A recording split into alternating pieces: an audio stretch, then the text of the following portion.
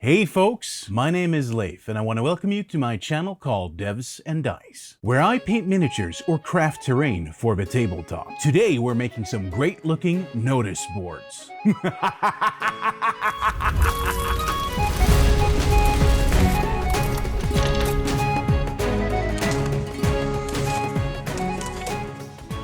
Today I'm showing you how I made these beautiful and functional notice boards for my Mordheim table. The process is simple and you can easily knock out a bunch of these line of sight blockers in a weekend. So let's get to it. Way back when, I bought some DIY kit to make your own coasters. These are chipboard, which is essentially 3mm thick, and these will function fairly well as bases for my notice boards. So I cut them to shape and then I sand them just so they become nice and smooth. Once that's done, it's time to start looking at the balsa wood. Now I'm using 5mm balsa wood, which I feel is the approximate right proportions for a 28mm world.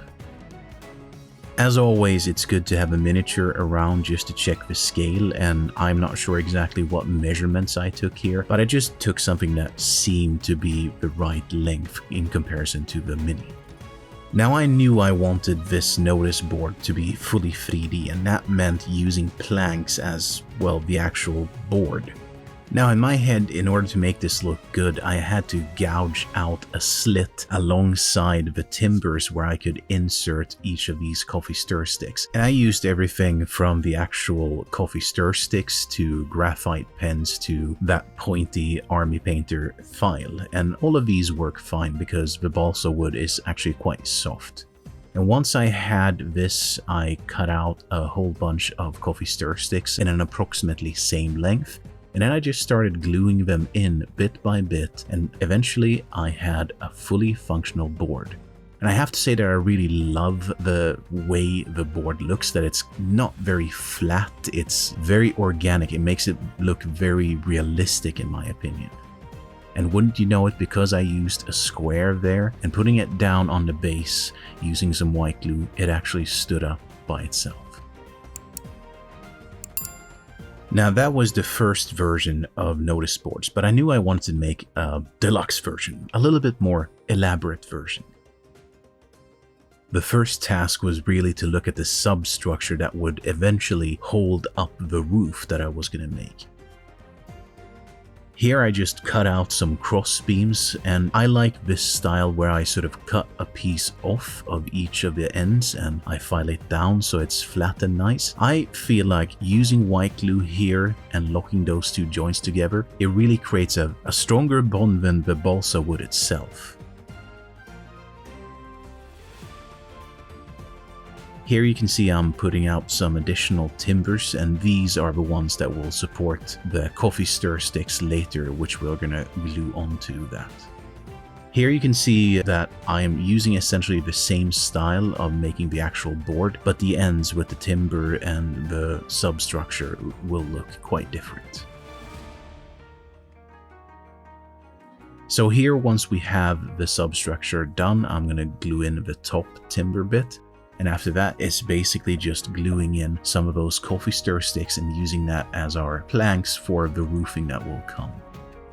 One takeaway that I want to emphasize is the fact that I did break up some of the boards just to create sort of a peephole or whatever you call it. This is to tell a story. And also, again, think about the design, the mechanics of your game. This is so important, I tell you over and over again, that it creates a nice variation and it creates a tactical landscape where your players can really take advantage of the environment. Adding to that storytelling, I knew I wanted some candles and some skulls, because this is a Warhammer world, it needs to have skulls. So I just added a little bit of a lip there that will act as a sort of shelf or counter. Now you will see that each and every one of these are unique, both in terms of the small little details, but also their design, where they have holes, if they have holes in their planking.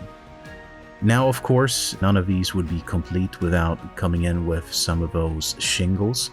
These ones I decided to make straight cuts and not have the curved cuts like I did in last video, just to create some additional variation. But they're made of the same material, which is some normal packaging paper.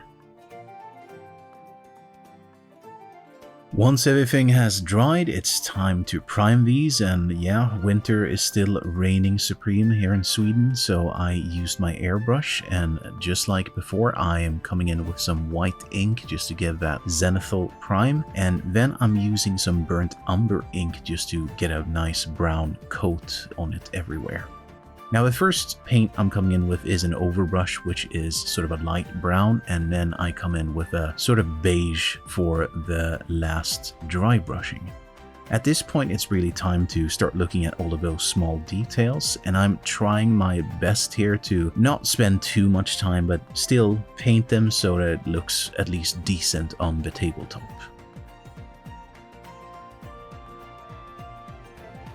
Here you can see that one thing I wanted to do was some OSL, which looked quite nice, but honestly, in the end, it's going to be covered with some posters, so it doesn't really matter. Here I'm just giving the roof shingles a nice, simple paint job.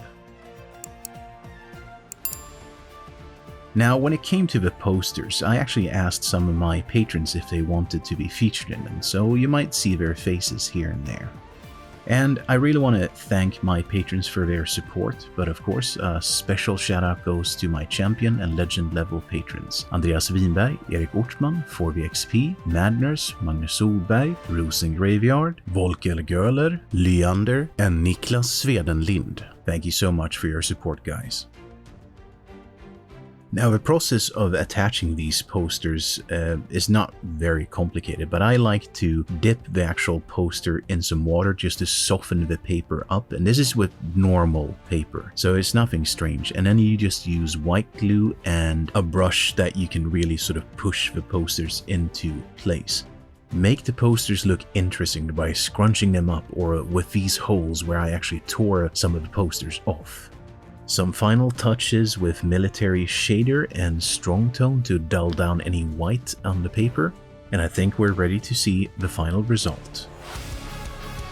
So I have now 6 notice boards. All of them are unique in shape or functionality. They all tell a story about the world that was and the world that is now. It's a very simple project, and it will actually look quite amazing on the tabletop. These will provide players cover in open spaces and add an additional element in the tactical landscape. And with that, I want to thank you for your time. I hope you have an amazing day, and if you want to keep watching my videos, YouTube suggests that you should check these out.